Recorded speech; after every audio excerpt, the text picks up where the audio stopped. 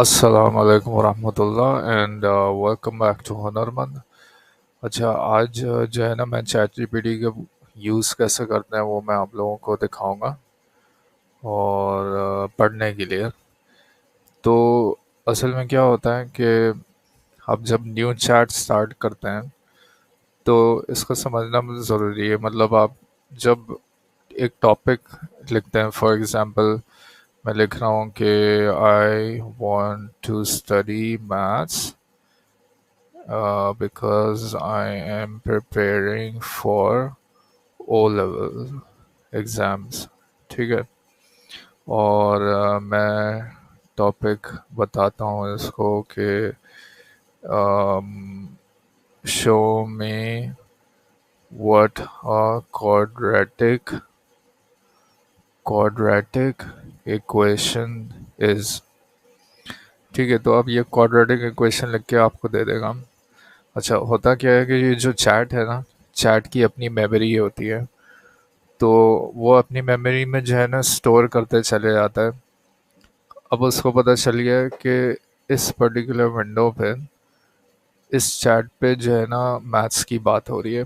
ठीक है। और ओ लेवल के एग्ज़ाम की प्रिपरेशन हो रही है। तब उसको पता है अब जो भी क्वेश्चन मैं पूछूंगा मैथ्स से रिलेटेड, वो ओ लेवल के हिसाब से या उस स्टैंडर्ड के मुताबिक वो आपको जवाब देगा। तो ये उसकी मेमोरी बनते चली जा रही है। अच्छा, अब इसमें प्रॉब्लम क्या होती है कि जब ये चैट बहुत ज़्यादा लंबी हो जाती है ना, तो ये स्लो होने लगता है। मतलब इसकी जो विंडो है ना, ये स्लो होने लगता है। आपकी टाइपिंग स्पीड स्लो हो जाएगी। आपको लगेगा कि आपका कंप्यूटर हैंग कर रहा है, लेकिन कंप्यूटर हैंग नहीं कर रहा होता। ये चैट बहुत, थ्रेड जो है ना, इसको थ्रेड बोलते हैं, ये बहुत लंबी हो जाती है। तो इसको अवॉइड करने के लिए, अच्छा, इसका एक सलूशन ये है कि फिर इसको या तो डिलीट कर दें, नया चैट बनाएं, या इसको रखें और नया चैट शुरू कर दें। ठीक है, सबसे आसान तरीका ये है, अगर आपने ऑर्गेनाइज करके चल रहे हैं ना और अपने नोट्स को रखना है, तो आप अपना जो टॉपिक है या जो सब्जेक्ट है उसको अपने चैप्टर्स में ब्रेक कर दें। ठीक है। तो हर चैट आपका मैथ्स के सब्जेक्ट का एक टॉपिक होगा या एक चैप्टर होगा। अच्छा, अब मैं आपको बताता हूँ कि मैंने ये वाली बात क्यों बताई है। मैं आपको एक एग्जांपल दिखा देता हूँ। जैसे ये विंडो है। अब देखें, ये थ्रेड जो है ना बहुत लंबी हो गई थी, और इतनी लंबी है कि इसको अभी मैंने खोला है, मेरी इंटरनेट की स्पीड बिल्कुल परफेक्ट है, लेकिन ये लोड होने में ही इतनी देर लगा रहा है क्योंकि ये चैट जो है ना बहुत लंबी हो गई थी। अच्छा, अब देखें ये लोड हो गया। काफ़ी, एक तो काफ़ी देर के बाद लोड हुआ है। अब मैं जब टाइप करूँगा ना, देखिए मैंने टाइप करना शुरू कर दिया है, और वो बहुत स्लोली टाइप हो रहा है। आप नोटिस कर रहे हैं?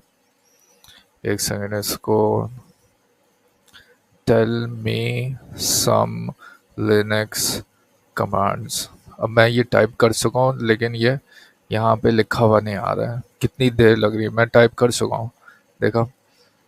तो ये जो है स्लो हो जाता है। अब अगर आप, मैं अपने मोबाइल फ़ोन की जो ऐप है उसके ऊपर भी यही वाली विंडो खोलूँगा ना, चैट, तो उस पे भी जो है ना बहुत स्लो चल रहा होगा।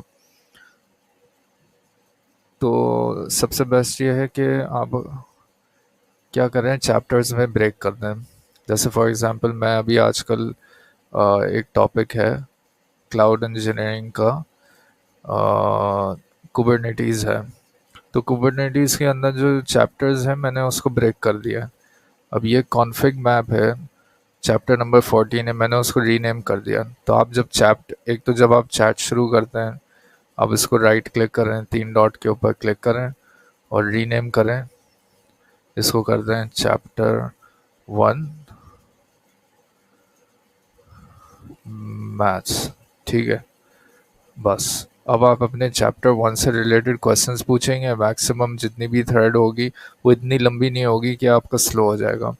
तो बहुत ज़्यादा पॉपुलेट होता है ना, तो वो स्लो हो जाता है। तो उसको अवॉइड करने का और सब और ऑर्गेनाइज भी रखने का तरीका सबसे बेस्ट यही है कि आप अपने सब्जेक्ट को चैप्टर्स में ब्रेक कर दें।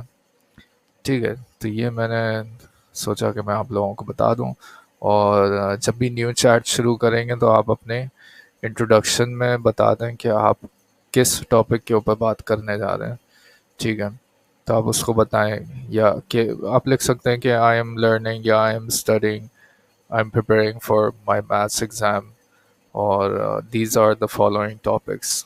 या अटैचमेंट का मैंने आपको दिखाया, तो अगर आपके पास सिलेबस है, आउटलाइन है, तो आउटलाइन आप अटैच कर दें, इमेज उसकी अटैच कर लें, पीडीएफ फॉर्मेट में पीडीएफ डाल दें, वर्ड डॉक्यूमेंट में वो डाल दें, और फिर अपनी चैट स्टार्ट करें।